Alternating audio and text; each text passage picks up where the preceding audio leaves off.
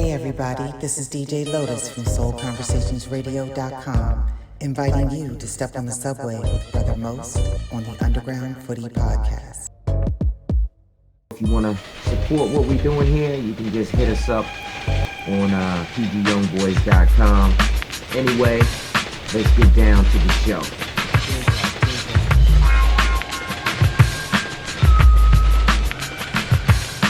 Some come sideways, some come All right, straight gentlemen. I wanna thank you for coming on. This is our 6th episode of the Underground Footy Podcast. People know, you guys know, I'm Most Ray. I'm gonna be the host on this, and I'm feeling really blessed to have you guys on. What I'd like to do is have everyone introduce themselves. I'm gonna start with my guy Marc, and I know we got Coach Goodwine on here too from Future Monarchs. Big congrats on just winning the Dallas Cup with your 2003 side. That was awesome. I mean, you guys are from Prince George's County, where I'm from as well, and hence the name PG Young Boys. And you know, it was exciting to see what you guys did. To the left of Marc, I have Kernel Borneo, who runs Alliance FC out of West Virginia, and up in the upper left, we have Mr. Anthony James of Soccer Vision Academy out of Ohio. So, guys, again, I want to thank you. And are you ready to step on the subway? Let's get it. All right. Now let's just start off with this. I want to know how long ago you started your club. Now these are all Black-owned clubs. Although all the clubs do carry diversity and no one is ever excluded. That's the first thing I want to say. But I want to know about, one, what triggered you to start the club? All right. And again, I'll start with you, Marc, and Glenn, you kick in anytime you're ready. Any information he's leaving out. I think what triggered us into starting the club was we were a boys and girls club. So we were just a small team playing boys and girls club. I actually started with John Washington. Let me go back. I started first coaching some of the kids. I have an older son that's 20. He was playing. My youngest son, which is 17, which is part of the '03 team, was playing. I was coaching them at a younger age, at the age of 5 or whatever, playing for Marlboro Boys and Girls Club. And how it started was we just started running through the Boys and Girls Club leagues, and we needed something. What year was this? This was probably 2007, 8, somewhere around there. The Future started as Real Maryland. We were actually a professional organization, Real Maryland. So that's where it started. Okay. Which we were playing in professional. So from that we started the nonprofit and started playing with the kids, but it started as a professional organization out in Montgomery County. And then we started with the kids because, again, we had nowhere for the kids to go play. I told you before, we had talked to some of the other clubs about coming down to PG County and helping us out. And, we just got told no. And then that led us to talking to someone who had Real Maryland. So I didn't start Real Maryland. Okay. He was actually running Real Maryland at the time. And we started doing the nonprofit, the kids, where he was more so running the professional side of the club. And then just so had it, the professional side wasn't doing very well. we had to shut that down and just kind of focus on the future side. He then left me the club, and we just went from there, and it just has grown since then. So that's how we started. But it started just from Boys and Girls Club. One team started playing Boys and Girls Club, and then it grew from there. And how many teams do you carry now? We are 12 now. 12 teams? Yes. Okay, now is that like first is it multiple teams in different age groups? Yes, different age groups. We have a Montgomery County side, we have a PG side. So yes, because it started in Montgomery County, the professional side, and then it grew to PG. Okay, I got you. And for those that don't know, PG is Prince George's County in Maryland. I'm sorry. Let me be more specific. Yeah, man. Prince George's County. You gotta understand. I'm looking at my stats. I got people in Europe watching, bro. Okay, yeah. So Prince George's County here in Maryland. So yes, that's how it. And then as we started to evolve and grow, that's where Coach Glenn Goodwine, who you see on the podcast, came into play. Glenn had a team that he was coaching, and Glenn had brought his team over to play with Future at the time, and we just grew from there. Friendship grew, the knowledge of the game that Glenn had grew with me, and we just kind of went from there. So I'll let Glenn talk a little bit about how he came in and how he came about as well. How you guys doing?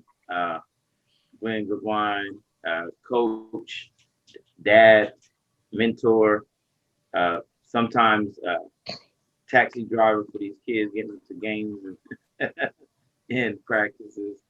I came to the area in '93, and as a Howard University student and a member of the Howard University men's varsity soccer team, where I played with Coach Tucker and Coach Landy.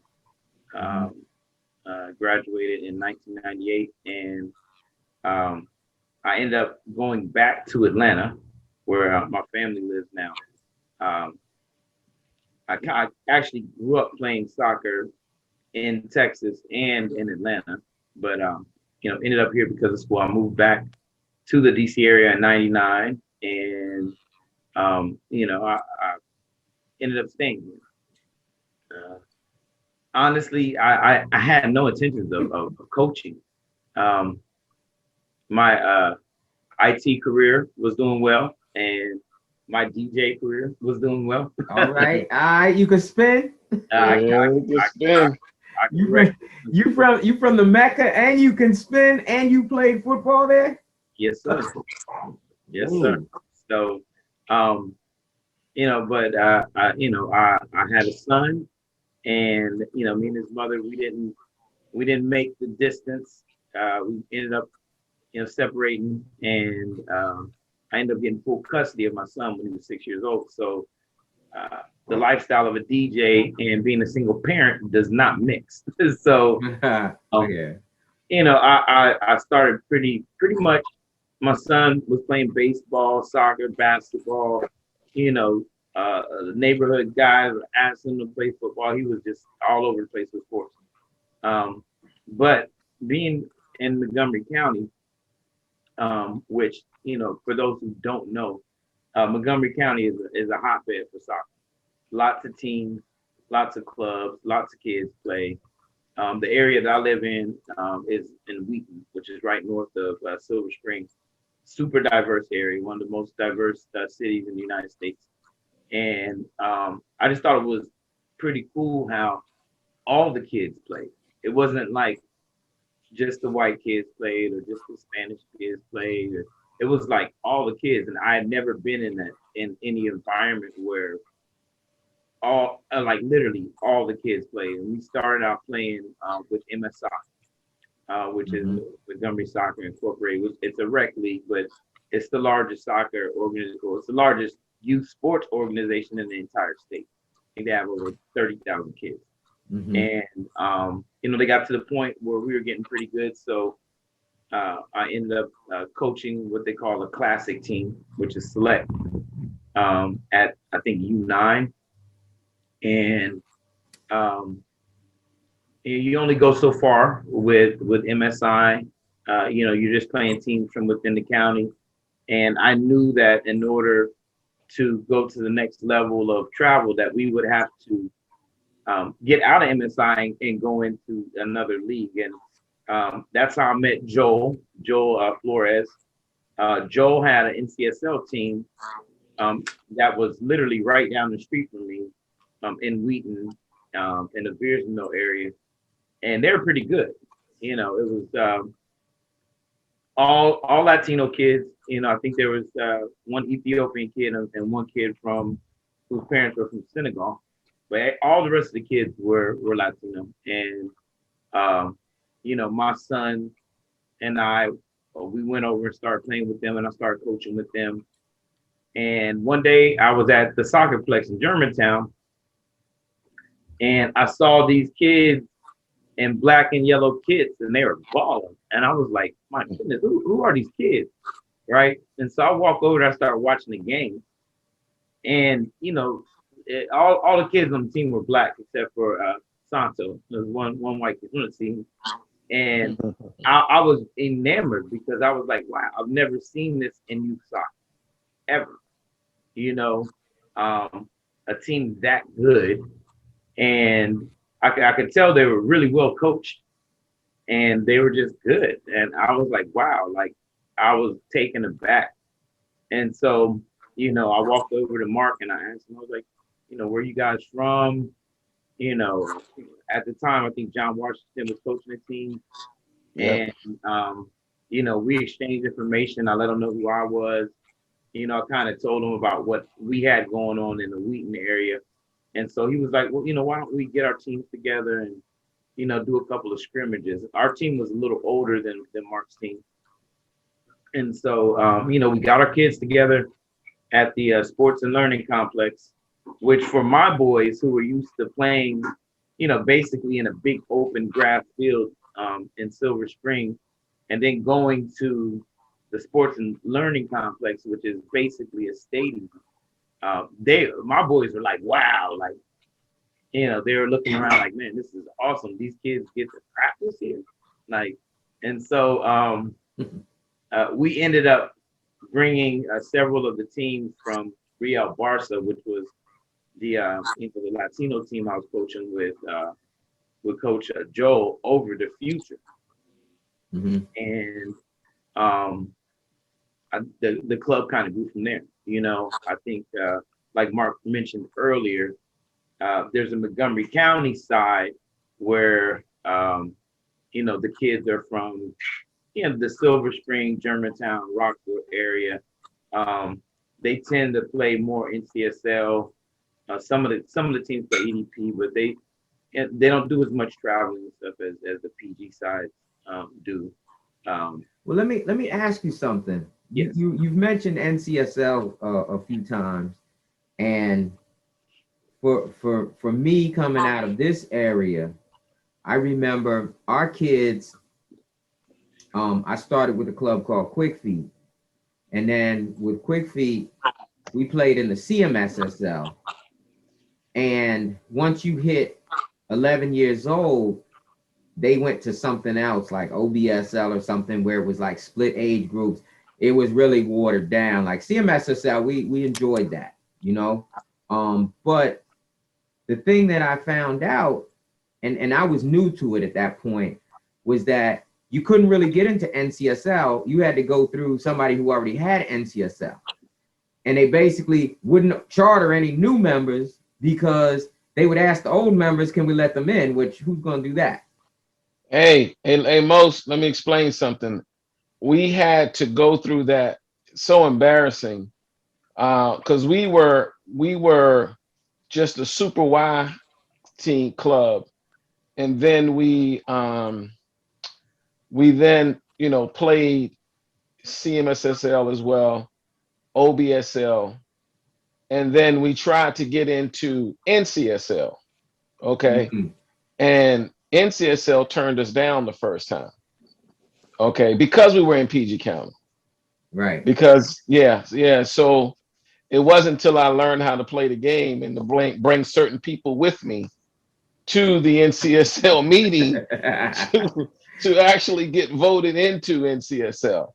So and then sitting in the NCSL meetings and having people come up there, different clubs, Latino clubs in different places, and tell everyone all what I'm doing, what I have, um, who runs the club, how many teams I have, and then for them to just vote and say no was just disgraceful.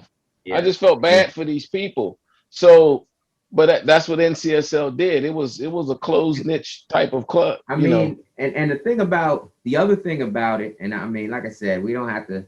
I mean, they're pretty much done in my opinion. But the thing was, it wasn't player centric model. So you couldn't move kids around in your club according to, to develop them. And they were like, you can have 2 underage players on the team. That was it. It was basically built around clubs, and it was very the big clubs. They could exclude whoever they wanted. Yes. And that was something that we came across where a lot of our kids were forced to go to other clubs to play in leagues because, like you say, it topped out at U11 pretty much. And after that, the level of play, or competition, I won't say the level of play, the level of competition and organization was no longer available. So, pretty much anytime there's disruption, it seems that there's evolution to some degree, right? So then, I don't know when you guys dealt with, I'm sure, EDP at some point. Yeah, we NCSL. Well, at one point, NCSL was the place to play. Yeah. That's where all the competition was. So all the clubs played NCSL, and then these bigger clubs that had more than 2 and 3 and 4 teams per age group had to put their kids somewhere else. And I believe EDP saw what was going on because you had so many other smaller clubs that teams were very good, but could not get into NCSL. Or they only had 1 or 2 teams. Now, correct. I will say this, EDP, CMSSL, all of them did promotion relegation. Yeah. So it was like top 2 teams went up, bottom 2 teams went down. Otherwise, you were stable. I took it for granted, but I know that it drove coaches and teams to get better. So, okay. Now, I'm going to step away from you guys for a minute, and I'm going to go to Kernel. Kernel, how did you get involved in running your own club? Well, I was coaching for another club before. It was a girls team we started with, and there was a little bit of hiccup within that club, and then one of the parents actually kind of pulled away. Some of the girls, the club didn't want to take them back. Long story short, this was back in 2008, and I was coaching a team at the other club, and then they said, "Hey, we want you to coach the girls," and we started coaching the girls underneath Fury Soccer Club. It was 1 team, and then we added the girls did well, and we added a second girls team. And then my son, I got a 21-year-old son too as well.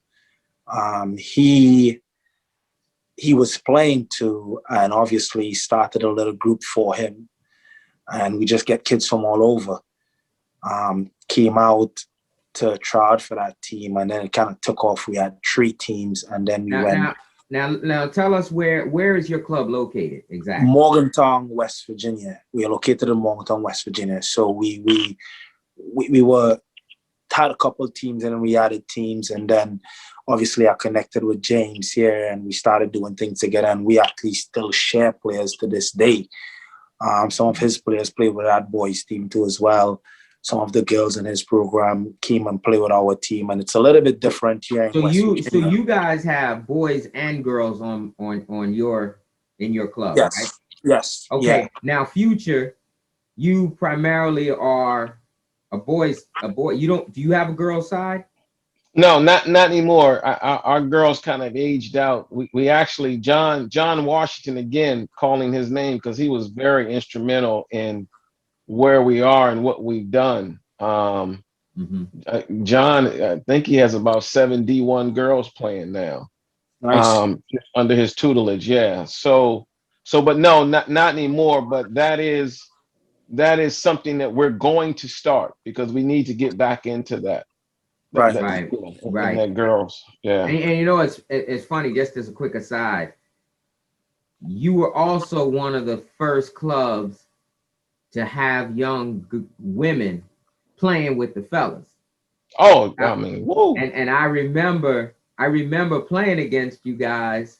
Well, my older boy, not me, but my older boy playing against your team.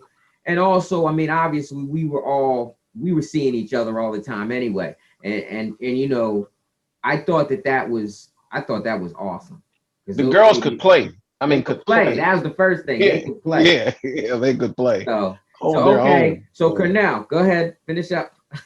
Yeah, so we you know, and then we kind of started growing, and before you know, it's a full-blown club in Morgantown, and we were kind of competing with the other club in the area. So it's a small area, and it's Morgantown. You guys have more for population.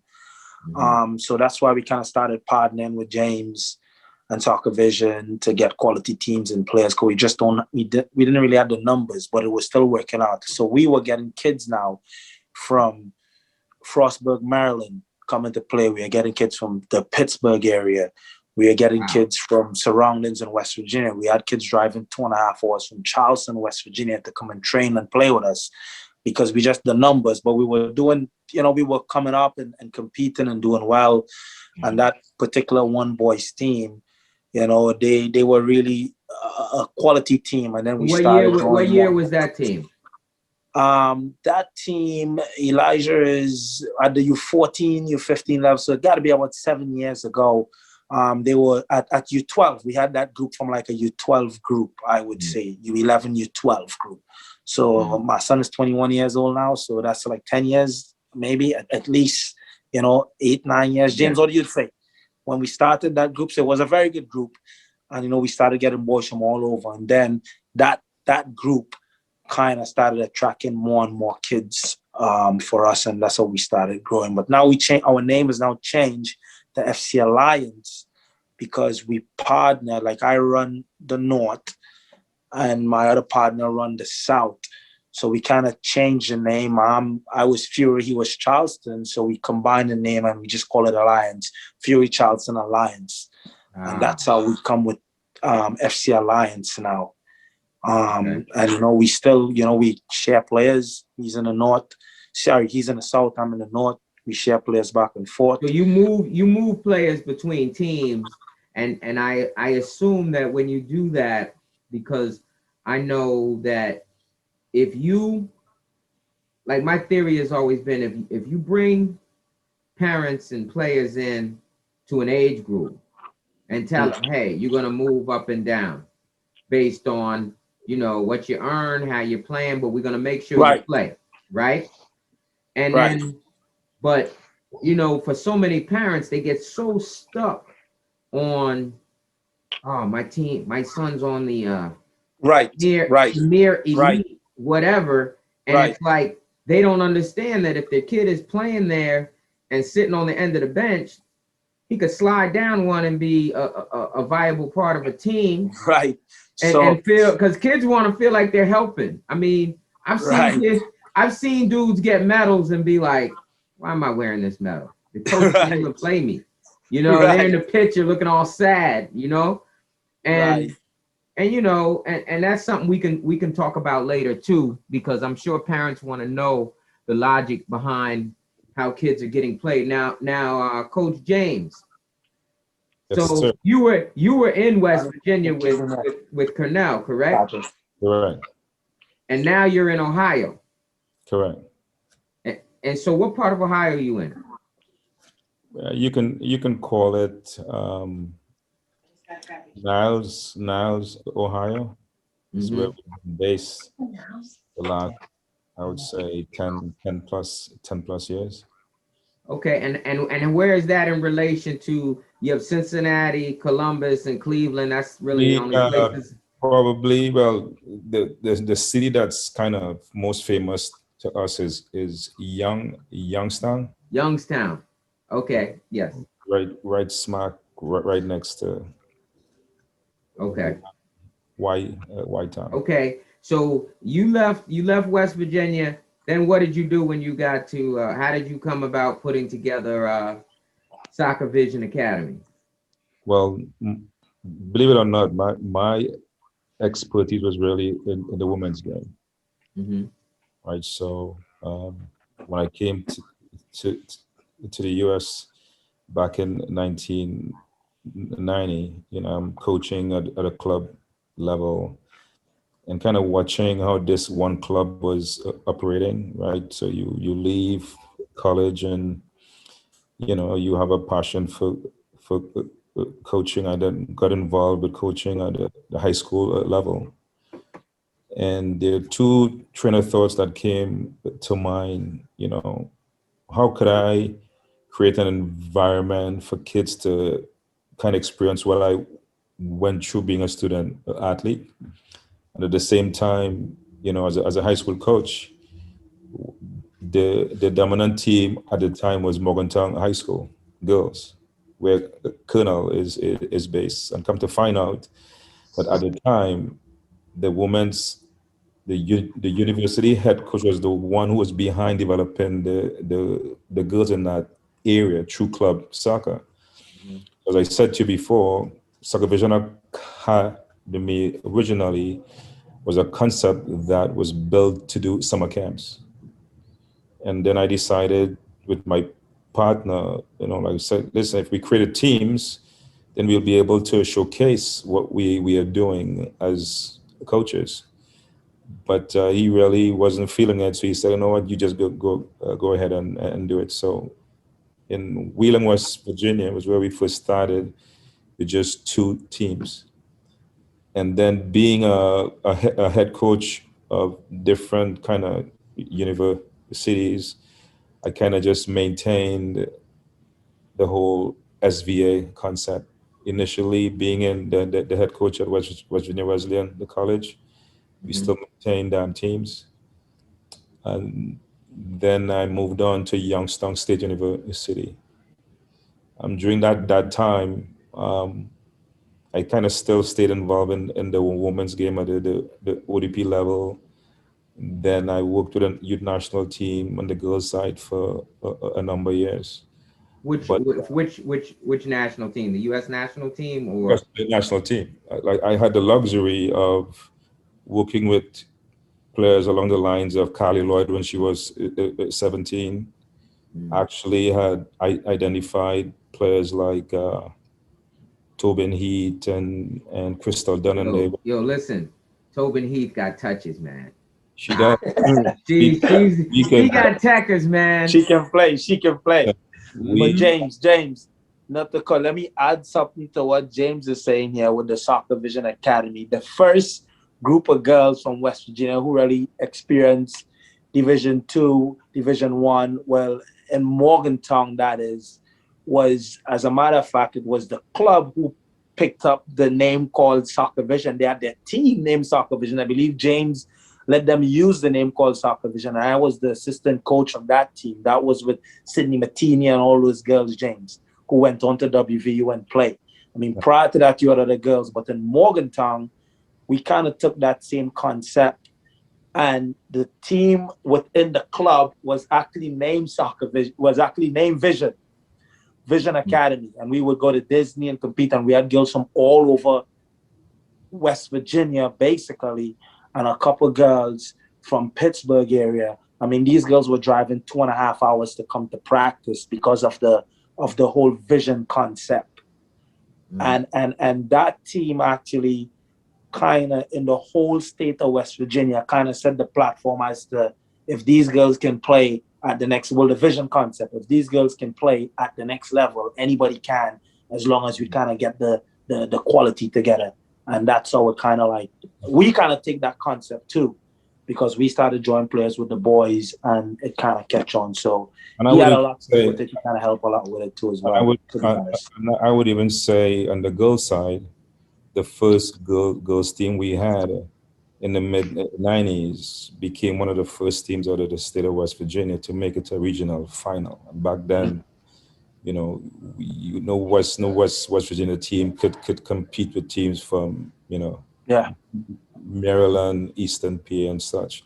But as I was saying, you know, just going back to your point about Tobin Heat as on a sidebar. The first time we actually met at Rhode Island University, I used to have her come by one of the fields every day before lunch and show her a move. I used to tease her and tell her, listen, your dad is not from the US.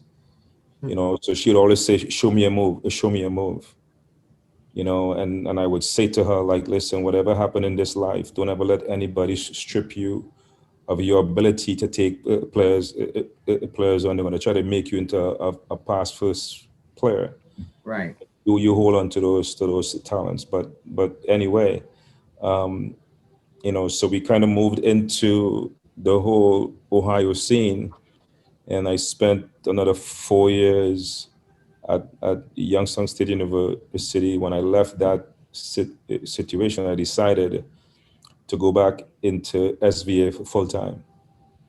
And we pretty much started with the concept. You know, I'm excited to hear my man doing well with his O3 boys team. I also have a fairly dominant O3 boys team that started at the age of 6, right? And the concept was Project 24.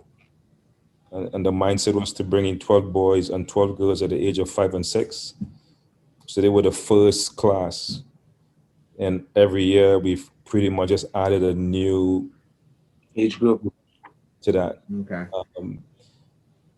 So obviously in 10 years now, we have this O3 boys team that's kind of leading the pack. And everybody, we pretty much try to use, you know, the model of how we develop those players as a main frame of how we pretty much went after developing the other kids. Okay. Now I'm gonna slide back over to Glenn and Marc. I'm trying to figure out what drives you to keep coaching.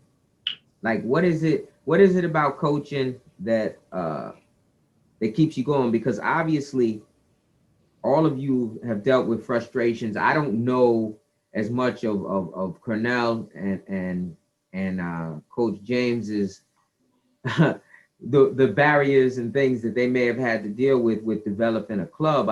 I mean, I'll be honest with you, I'd never seen a black club in West Virginia.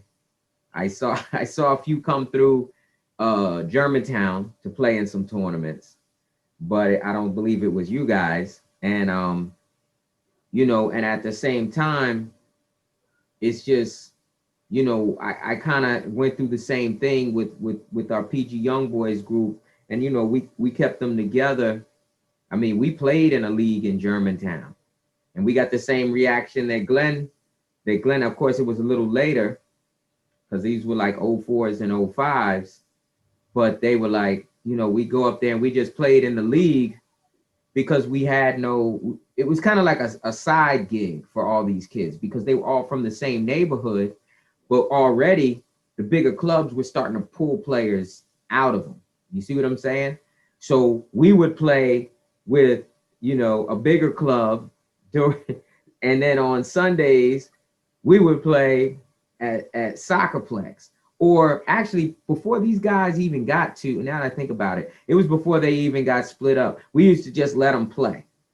And they played so much pickup. And it just, to see kind of like what you're saying, Anthony, is the whole thing with when guys play together and steel sharpens steel. It's just amazing if you can keep them playing together and with total approval of, like you say, being technical,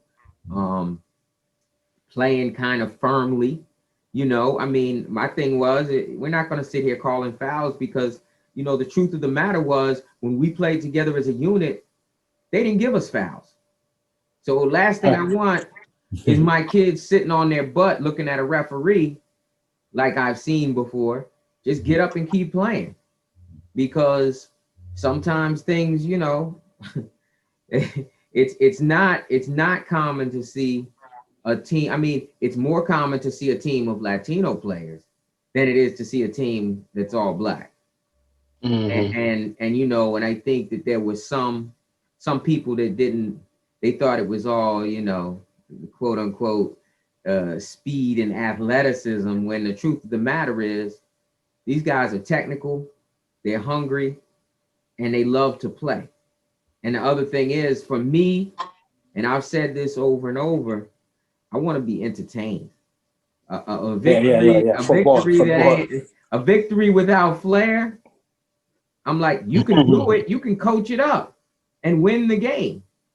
But I mean, and one of the things that I've really enjoyed about, man, when I was watching Future on ESPN and just seeing the touches and the technical taking guys on and just, oh man, it was a thing of beauty. And to hear the commentators taking note of that, they didn't just say they were big and fast. You know what I mean? They were like, yo, these guys can play. And I'm sure that as a result of that performance, that you guys have been contacted by quite a few schools and organizations and everything else. Is that a fair guess? Yeah. I think I was contacted. We hadn't even left the complex after the game. We went to the field, another field, to kind of cool down, and talk to the kids and the parents. And I think, again, I wasn't even out of the complex when I already had two coaches email me. So it was, you know, we weren't even finished yet. And they started calling, started emailing, wanting to see and talk to the kids. So, you know, that's what, and it still hadn't stopped. You know, they had to reschedule, but, you know, one of the newscasters here, one of the news outlets here, were to come to the field and do a story, talk to the kids, talk to the coach, who is the head coach is Marc Brown, being assisted by Larry Marc. So they were to come to the field, but it rained and they had rescheduled. So that will be coming soon as well. So yeah, Angela, also Brooks, county execs, all of them have, you know, put us out on Twitter and congratulated and everything else. So it was good. It was good. So this was the Dallas Cup? Was it the Dallas Cup? Yes. Okay. Yeah. Yeah. So that's a big event. That's Yeah. go down to Dallas and win that. That's pretty good. And it's right. And these kids, these kids, as most knows, and so does Glenn, you know, we've had these kids together since they were 6, 7, 8 years old. The core of the team has been together since you know they could walk and and tie their shoes. So, you know, these kids have been together and stuck together and stuck to. I mean, we went a season not too long ago and didn't win a league game. You know, and the kids could have all left and done their own thing, and they just stayed together. One thing I can say before, again, Coach Marc and Larry came, John Washington, who had the kids at that age, was a stickler about moves and the touches and being creative and not just some, you know, a robot. You know, you here, you pass here. You know, he was very creative and formulas. yeah, it was, and he wanted all of them to be able to do it. You know, so it was. These kids are creative. You can't put them in a box and just say, okay, when you're here, you just do this. No, you got to be able to create anywhere on the field. So that was his motto, and you know, it just kind of stuck, and the club itself as well. Creative, be creative. So it was good to hear them say it And of course, I didn't hear that until we watched the game again. You know, again, you're not hearing the commentators on the field. You don't. It's Yeah. and it's just like I said. I mean, to me, it was just I was crazy excited. I was tweeting all kinds of stuff. That's when I knew you guys didn't have a Twitter account because I couldn't tag you. Right. At the time, we had everything else, and like I told you, our guy who is in charge of that, he does the promoting for the Washington Wizards. Don't put him on Front Street, Marc. Yeah, I'm sorry, but he came, he got it, he got. Look, we had everything else, Facebook, we had the Instagram or whatever and everything, so we had all of that. But we had to hashtag you because you didn't have an account. Look, us old people don't do, the young people don't do Twitter anymore. The young people don't do now. They do Instagram. That's it. Yeah, they do Instagram and everything else. So we were just following what the young kids. Correct. We follow what the young kids did. We didn't go with your old heads. But remember the foundations, they run around. Of course, the information flies through Twitter. IG is where you see the moves and the flair. Yeah, so you gotta keep track of all of them. Now, Kernel, what's y'all's thoughts on social media? Y'all got something going on? I mean, I'm a more the Facebook kind of guy, post here and there. I don't really do the Twitter and the Instagram and stuff like that a whole lot. It's just not me, you know what I mean? But my business partner in the South, I mean, he would put something on the news feed on it's like every 20 minutes, man. I was like, it's just too much. All right, Lee. As long as you got somebody got you, because one of the things that I've noticed, right? Because I used to do these open runs. We call them no mercy open runs, right? And it was basically like you come out, you set up your teams. You won and done. Boom. They hit a goal on you, get off, right? And you go and get back in line to play. And so when we first started doing it, I would have parents coming up. They're like, I think you need to redo the teams because this team keeps winning. And I'm like, no, it doesn't matter because eventually they'll get tired. Someone's going to knock them off. Somebody's not going to drop back and cover. They're going to make a mistake. Right. And then the next week when you came, And I say this, I say, pickup soccer is promotion and relegation every single time you step to the field. Because I remember we were doing I organized a camp, did the administration on Howard soccer camp, right? And I'll never forget, I was working with Philip Jow, and Philip would be running the kids through the drills. So of course, the way he would set the drills up, he knew some of the kids and it'd be like, okay, the dudes who could really fly through, it didn't matter your age. It just mattered if you had the technique to do it. Right. They would do. So one kid in particular, he looked over and he saw, guys he knew or whatever, and he hopped in line, right? And so every time he went through, he was backing up the whole line, right? Because they were doing some kind of cone Labatt drills or something. And so Philip just said, stop.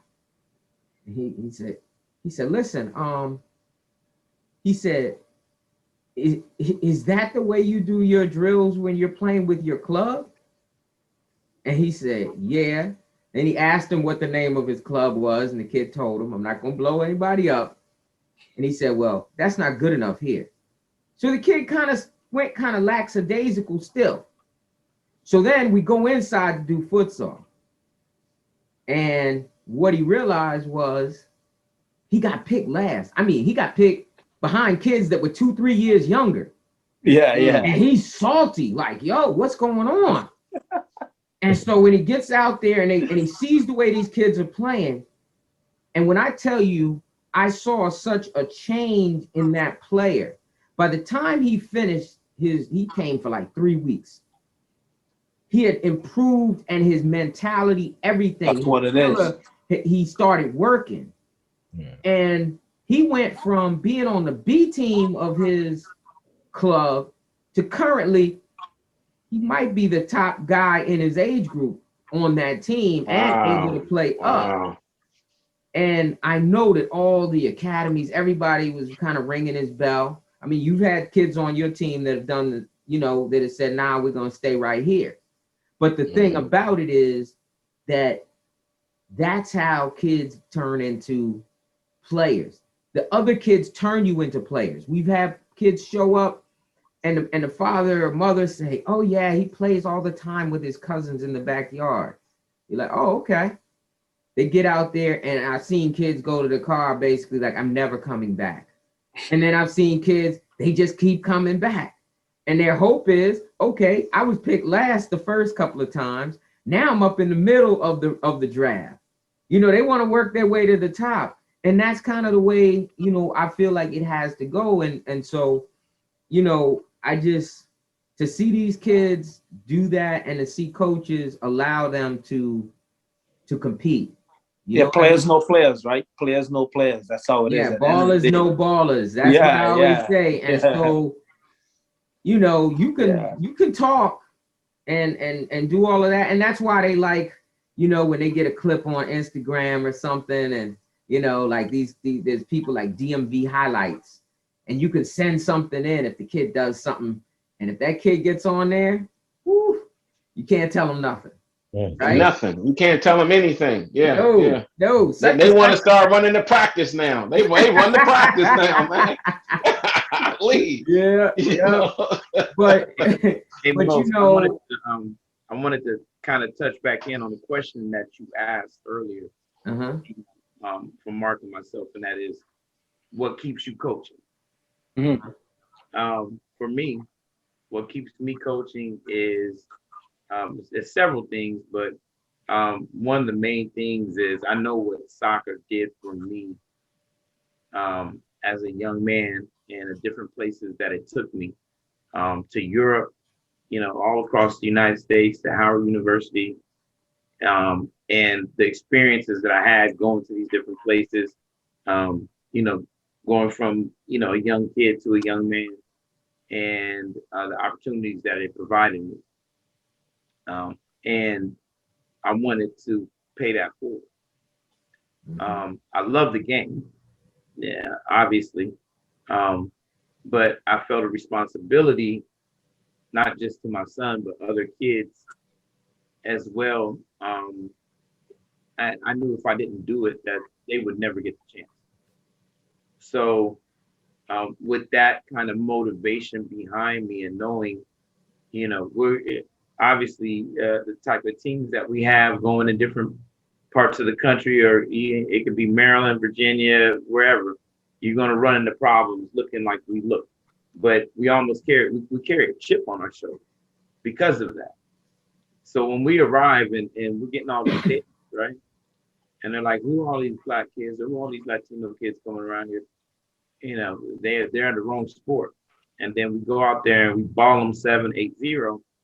And it's like, it's a pride thing, you know, and I honestly, along with the knocks of, you know, having teams that look like ours, and, you know, not getting the calls, and not being, you know, like Marc was saying at first, not getting in the NCSL or any of these other things, it pushes you to push the envelope.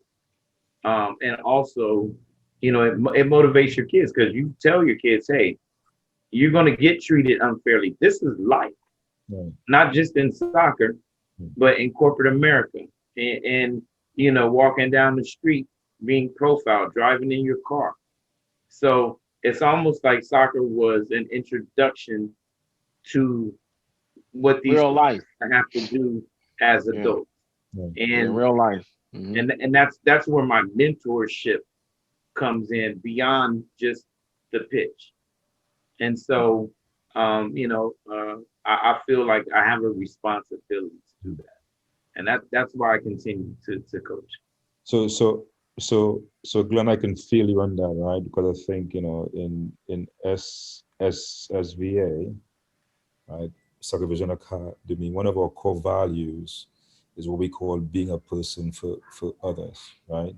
And on a personal level, I always wanted to be a teacher, you know, and through the game of soccer, through coaching, I've come to the realization it's been my calling, right? Because you get a chance to work with kids and to allow them to see or develop at times into their very best selves, you know. And I see it as, you know, you get to do this through the medium of a game that you truly love, you know. So I would always say to our kids, especially our Ochi boys, I would always say to them, hey guys, whenever we step on the field, win, draw, lose, we're always winning, right? Because going back to, you know, where you guys are coming from, even when we started in West Virginia, it was like West Virginia who?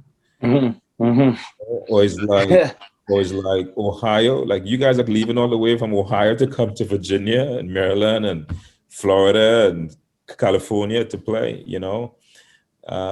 So I would say to them, you know, we pretty much wear it proudly, you know.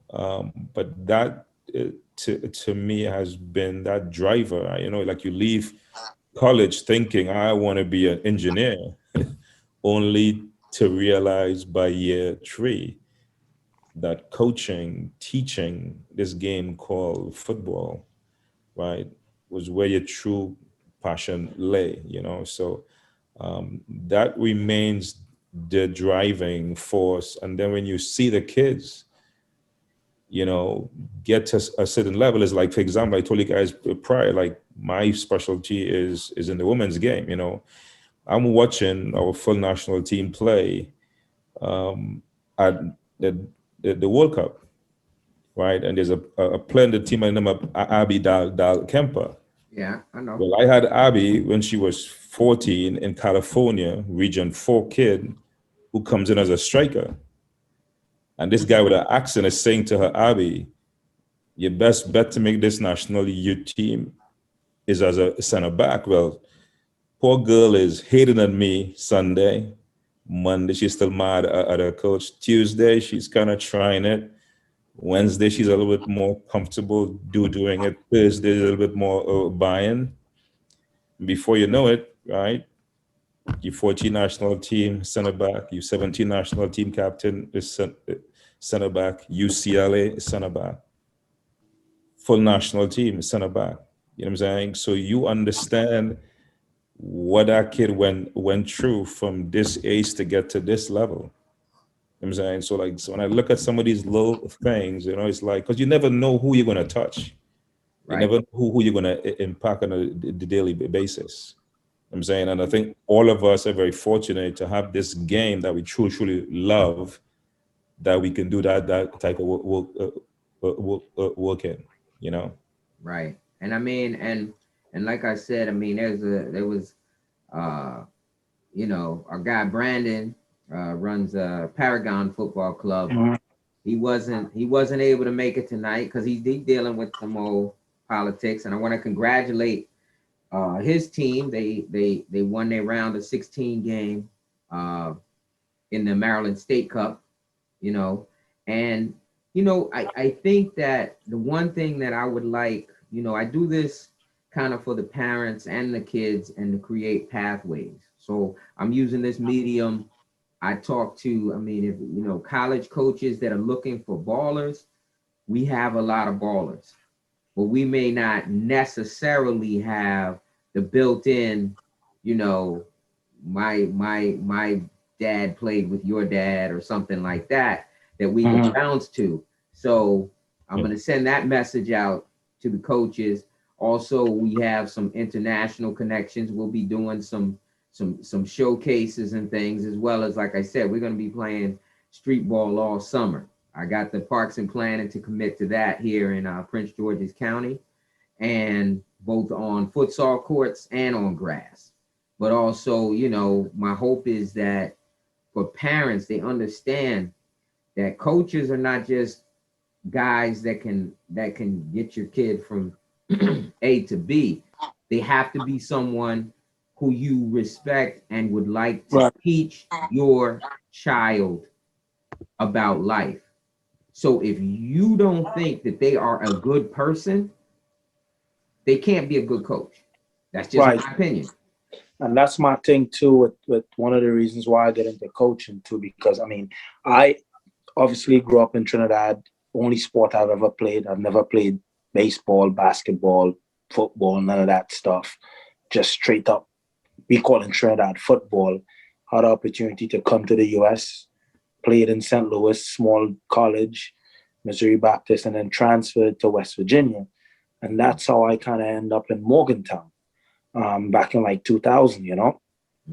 And while I was here, we had about 3 different coaches. When I got the coach recruited me, left, went up to New York, and then another coach came in, and then we had this one coach who was, this is how I kind of start getting to coaching, very disrespectful, cuss and yell at players. And I was like, you know what, man, I want to start coaching because I believe you got to treat players with respect. You got to treat players the right way. And started coaching within the little, rec organization, because that time, Elijah was playing and kind of like, look, I believe you got to treat players the right way. And once you give players that respect, they would perform for you. A lot of coaches, I think, they think if you yell and scream and act this way, that's all they get players to play for them. I believe there's a different way to reach players for them to perform for you without, being ignorant. Yes. Yeah, You got to be able to reach players. I just don't think players that are playing in fear are giving you the best. That's correct. And the other side of it is that, these kids, what they take out of it is this. And I know this I got 3 boys. They can tell you the coaches that they thought were great. And then they got coaches they didn't think so. So if they get into coaching, they're going to take all the good parts of what they saw in the coaches, and the coaches that did things that they thought were horrible, hopefully they know better than to do those things. They won't repeat it, right? So the thing is, you ultimately learn from every coach you've had.